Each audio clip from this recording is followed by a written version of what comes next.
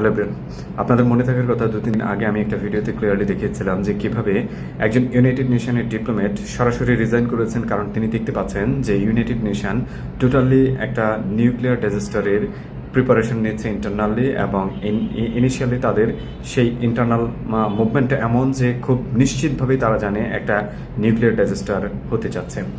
ঠিক একই জিনিসটা আজকে নতুন করে ঘটেছে, এবং সেটা হচ্ছে ইউনাইটেড স্টেটের ওয়ার রুম সেক্রেটারি পিটার হেজগেট মূলত আজকে সরাসরি একটা টুইট করেছেন, যেখানে ডিরেক্টলি লিখেছেন back to the stone age.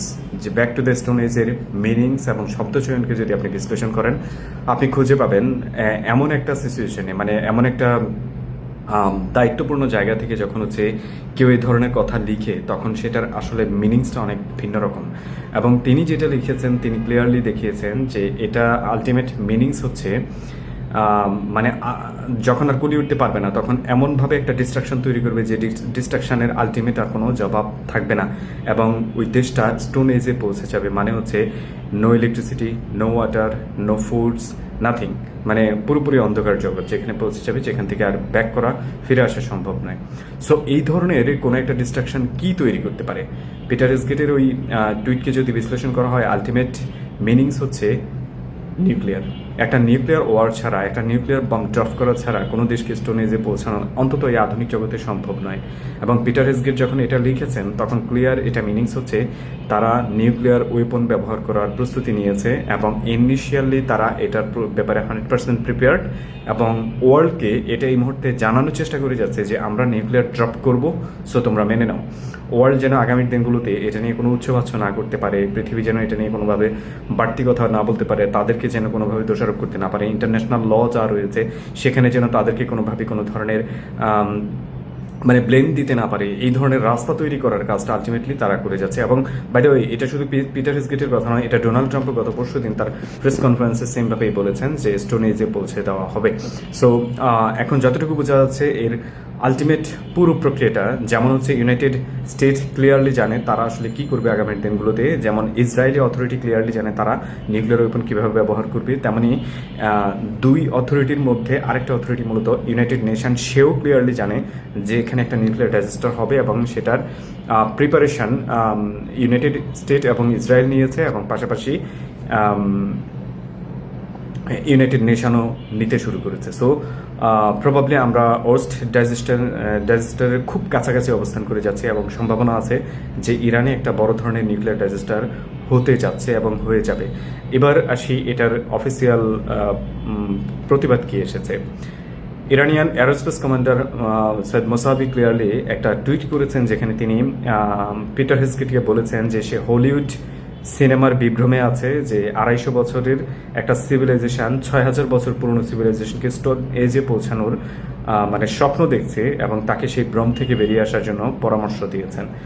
That ultimate clear sign যে মানে ওরা ইরানিয়ানরা ক্লিয়ারলি জানে যে এই ধরনের কোনো অ্যাটাক যদি তাদের উপর হয়, তাহলে তারা কি রেসপন্স করবে এবং কিভাবে করবে, এ ব্যাপারে তারা মোটামুটি কনফিডেন্ট মনে হচ্ছে। কারণ হচ্ছে তারা এখন যেভাবে টুইট করে যাচ্ছে, যেভাবে খুব কনফিডেন্টলি বিভিন্ন ওয়ার্ডের ডিরেক্ট প্রতিবাদ জানাচ্ছে এবং যেভাবে কথা বলছে, তাতে এটাই মনে হচ্ছে যে তাদের কাছেও অল্টারনেটিভ কোনো ওয়েপন রয়েছে।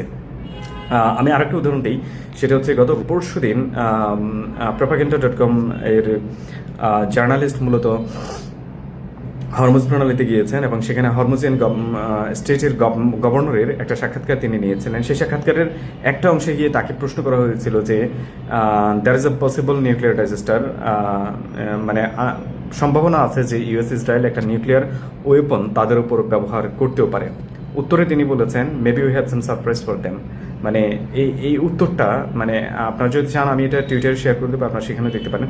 এই উত্তরটার অংশ আপনাকে ক্লিয়ারলি বলে দেয় যে ইরান লিটারালি টপ লিড যতগুলো গভর্নমেন্ট অফিসিয়াল রয়েছে, তারা ক্লিয়ারলি জানে যে নেক্সট একটা নিউক্লিয়ার ওয়ার যদি তাদের উপর হয়, তাহলে তারা এটার মানে মোকাবেলা কিভাবে করবে, অথবা এর অ্যাগেনস্টে তাদের জবাব কী হবে। এবং থার্ড আরেকটা রেফারেন্স দেই, গত পরশুদিন মূলত ভিক্টর গাও, চাইনিজ প্রফেসর এবং বলা হয় যে আনঅফিসিয়াল চাইনিজ স্পোকসপারসন তিনি ক্লিয়ারলি বলেছেন যে যদি ইউএসএ এবং ইসরায়েল কোনোভাবে নিউক্লিয়ার ওয়েপন ব্যবহার করে এর রেসপন্স যেটা হবে সেটার ব্যাপারে তাদের আজীবন রিগ্রেট করতে হবে, যে এমন রেসপন্স হবে যে কোনোদিন এটা নিয়ে আর কোনোদিন ভাবতে না পারে। সো আমি ব্যাক টু ব্যাক তিনটা মানে রেসপন্স দেখালাম, যে তিনটা রেসপন্স আমাকে একটা ইকুয়েশন দেখায়, সেটা হচ্ছে যে ইরান এবং তার অ্যালাইদের কাছে নিউক্লিয়ারের অল্টারনেটিভ মানে অ্যাটাকের প্ল্যান এবং এটা থেকে কিভাবে সাস্টেন করবে এর প্রত্যেকটা প্ল্যান তাদের হাতে আছে, এবং সেই জন্যই তারা এত স্ট্রংলি কথা বলে যাচ্ছে। এবার এসে ওয়ার্ল্ড রিঅ্যাকশনের বাকি অংশে কি হচ্ছে, আজকে প্রথমবারের মতো অস্ট্রিয়া তার একটা অফিসিয়াল রিঅ্যাকশন দেখিয়েছে। মানে ইউরোপীয় ইউনিয়নের অন্যান্য দেশে ইউএসএ কোনো ধরনের জায়গা নেয় পেয়ে সে একের পর এক বিভিন্ন দেশে মূলত পাড়ি জমাচ্ছে, কোথাও কখনো পোল্যান্ডে যাচ্ছে, কখনো জার্মানি যাচ্ছে, কখনো ইউকেতে আসছে, কখনো বুলগেরিয়াতে যাচ্ছে, কিন্তু কেউই তাকে আসলে জায়গা দিচ্ছে না, তার ওয়ার লড়ার জন্য কেউই তার সাথে মানে কোঅপারেট করছে না। সো এবার গেছে অস্ট্রিয়ার কাছে, যে অস্ট্রিয়া মূলত খুব কাছাকাছি, মানে গ্রিসের বর্ডারের খুব কাছাকাছি। সো অস্ট্রিয়া আলটিমেটলি তাকে আজকে অফিসিয়ালি নিষেধ করে দিয়েছে তার কোনো বেস এয়ার স্পেস ব্যবহার করা যাবে না মিডল ইস্টার্ন পারপাসে। সো মানে আমার কাছে যেটা মনে হচ্ছে যে ওয়ার্ল্ডের যে অর্ডার, মানে রুল বেসড অর্ডারের যে বাণী ইউএসএ এতদিন সারা পৃথিবীকে খাইয়েছে সেটা লিটারালি ধ্বংস হয়ে গিয়েছে। এখন অস্ট্রিয়ার মতো দেশও আমেরিকাকে গুনছে না, যে অস্ট্রিয়ার সাইজে খুব ছোট একটা দেশ, এবং আমেরিকাকে গুনছে না, এবং আমেরিকাকে কোনো ধরনের বেস ব্যবহার করার অনুমতি দেয়নি। আপনি একটা ক্লিয়ার শিপমেন্ট দেখেন, সেটা হচ্ছে এন্টায়ার ইউরোপ এই মুহূর্তে তার সরাসরি আমেরিকা এন্টি আমেরিকান মুভমেন্টে দাঁড়িয়ে গেছে, আমেরিকাকে কোনো ধরনের পাত্তা দিচ্ছে না। ঠিক একইভাবে মিডল ইস্টার্ন কান্ট্রিগুলোতে শুধুমাত্র জিসিসি কান্ট্রিগুলো মূলত এই মুহূর্তে আমেরিকার গোলাম হয়ে কাজ করে যাচ্ছে এবং ইসরায়েলের গোলাম হয়ে কাজ করে যাচ্ছে। আর রেস্ট অফ দ্য ওয়ার্ল্ড মূলত সেন্ট্রাল এশিয়া এবং ওয়েস্ট এশিয়া থেকে শুরু করে অন্যান্য যত এশিয়া রয়েছে তার বেশিরভাগ অংশে এন্টি আমেরিকান মুভমেন্টে আছে। সো ওয়ার্ল্ড অর্ডার যে খুব দ্রুতই ডিস্ট্রয় হয়ে গেছে আমেরিকার, সেটা মোটামুটি ক্লিয়ারভাবে প্রমাণিত। এবং একইভাবে এই সময়ের মধ্যে ইরান মূলত তার মানে আমেরিকা যখন এই ধরনের হম্বিতম্বি করে যাচ্ছে, তখন ইরান কিছুক্ষণ আগে মূলত তার 19th ওয়েভ অফ অ্যাটাক চালিয়েছে মিসাইল, ড্রোন এবং রকেটের কম্বিনেশনে। অ্যাটাকের মধ্যে ইউএই, সৌদি আরব, বাহরাইন, কুয়েত এবং ইসরায়েল রয়েছে, যার প্রত্যেকটা প্রান্তে তারা মূলত তাদের মিসাইল পাঠিয়েছে, এবং মোরওভার তাদের যতগুলো কি পয়েন্ট আছে যেখানে ডিস্ট্রাকশন চালানোর মতো সেগুলো তারা চালিয়েছে। আর এই মুহূর্তের মধ্যে আমি যখন কথা বলছি তখন আজকে ইরানে মূলত 3টা বড় অ্যাটাক হয়েছে, যার প্রথমটাই হচ্ছে কার্জ এরিয়াতে, মূলত তেহরানের পার্শ্ববর্তী সিটি কার্জ এরিয়া এবং ইরানের তেহরানে যাতায়াতের মাউন্টেনিয়াস রিজনে একটা সেতু ছিল, যেটা মূলত এশিয়া ওয়েস্ট এশিয়ার মধ্যে সর্বোচ্চ সেতু, মানে টপ ডিস্টেন্সের দিক থেকে সর্বোচ্চ সেতু, সেই সেতুটা আমেরিকা ডিস্ট্রয় করে দিয়েছে। ঠিক একইভাবে তেহরানে আজকে মূলত একটা মেডিকেল রিসার্চ সেন্টারে অ্যাটাক করেছে, যেটা 100 years old medical research centre, যা থেকে ইরান মূলত নিজস্ব প্রযুক্তিতে করোনা ভ্যাকসিন পর্যন্ত বের করেছে, সেই মেডিকেল রিসার্চ সেন্টারটা আজকে ডিস্ট্রয় করে দিয়েছে। ঠিক একইভাবে তেহরানের বিভিন্ন প্রান্তে আজকে অনেকগুলো বম্বিং হয়েছে, যে বম্বিংয়ে বিশেষত সবচেয়ে বেশি অংশ সিভিলিয়ান এরিয়া টার্গেট করেছে, এবং তাবরিজ এরিয়ার আজকে মূলত তাদের সিভিলিয়ান এয়ারক্রাফট রানিংয়ের জন্য যে কমান্ড টাওয়ার রয়েছে, মানে এয়ারক্রাফট কন্ট্রোল টাওয়ার, সেই টাওয়ারে আজকে অ্যাটাক করেছে। জাস্ট আপনি 3টে অ্যাটাকের দিকে তাকান, একটা ব্রিজ, একটা ফার্মাসিউটিক্যালস, আরেকটা হচ্ছে সিভিলিয়ান এয়ারক্রাফট টাওয়ার, মানে কন্ট্রোল টাওয়ার ডিস্ট্রয় করেছে। সো আমেরিকা তার ওয়ার অ্যাকচুয়ালি কোন দিকে নিয়ে যাচ্ছে এটা এখানে খুব ক্লিয়ারলি প্রমাণিত এবং দেখার মতো। বাই দ্য ওয়ে, এই মুহূর্ত পর্যন্ত আমি যখন কথা বলছি তখন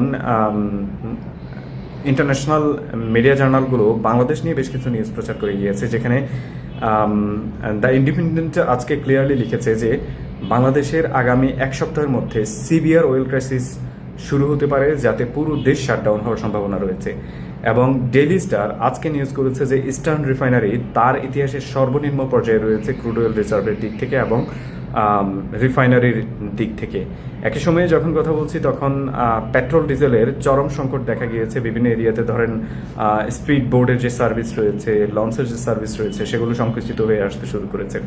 আমাদের মিথ্যাবাদী গভর্নমেন্ট, এমন লেভেলের মিথ্যাবাদী গভর্নমেন্ট আমি জীবনেও দেখি নাই, যারা এই লেভেলের একটা গ্লোবাল ক্রাইসিসে আজকে পর্যন্ত দাঁড়িয়ে সাধারণ মানুষের সাথে মিথ্যা কথা বলে যাচ্ছে। এখনও বলছে যে তাদের ফুয়েলের কোনো ক্রাইসিস নেই, যেখানে সব কিছু বন্ধ হতে শুরু করেছে একের পর এক। সাধারণ মানুষ মোটরসাইকেলে 2 লিটার তেল নিবে সেটাও খুঁজে পাচ্ছে না। সো ফেড আপ আসলে কার উপর হবো, মানে বুঝে উঠতে পারছি না যে এইটা কোন ধরনের মেরুদণ্ডহীন গভর্নমেন্ট, এরা আসলে কি গজব এক গভর্নমেন্ট তৈরি হয়ে গেছে, বিপজ্জনক। আগামী দিনগুলোতে আমাদের জন্য বিপদ ভয়ঙ্কর লেভেলে ধারণ করে যাচ্ছে।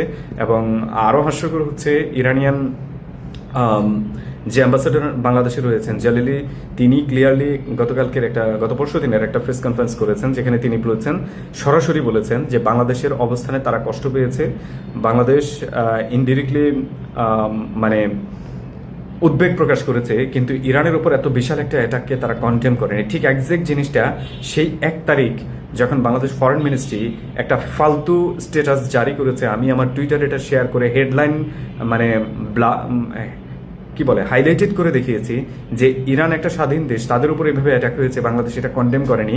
ইরানের অ্যাটাক যখন মধ্যপ্রাচ্যের দেশগুলো হয়েছে সেটাকে বাংলাদেশ কন্ডেম করেছে। বাংলাদেশের মতো ফালতু গভর্নমেন্ট দুনিয়াতে আরেকটা জন্মাইছে কিনা আমার সন্দেহ আছে। এই মুহূর্ত পর্যন্ত আমি ক্লিয়ারলি বলতে পারি যে ইসরায়েল মূলত একটা জেনোসাইডাল ল পাস করে ফেলেছে, ওয়ার্ল্ডের 8 থেকে 10টা কান্ট্রি এটাকে কন্ডেম করেছে, বাংলাদেশ সেখানেও কোনো কথা বলেনি। আমরা কার গোলামি করে যাচ্ছি? ইসরায়েলের প্রবাবলি, আমেরিকার প্রবাবলি, ইন্ডিয়ার প্রবাবলি। 3 দেশকে আমার মনে হয় এই সরকার গোলামি করে যাচ্ছে, আমার এমনটা মনে হচ্ছে। আমি কিন্তু খুব রাফ অ্যান্ড টাফ একদম ডিরেক্ট ওয়ার্ড ব্যবহার করে যাচ্ছি, আমারও কোনো বিপদ হতে পারে। মানে এই মেরুদণ্ডহীন এদের তো আসলে কোনো দায়বদ্ধতা নেই। ধরেন কালকে যদি কোনো একটা মানে দুর্ঘটনা ঘটিয়ে ফেলে, হুয়েভার, আমি আর যেই হোক, তাদের কোনো দায়বদ্ধতা নেই, তারা যে কোনো কিছু করতে পারে। That's it.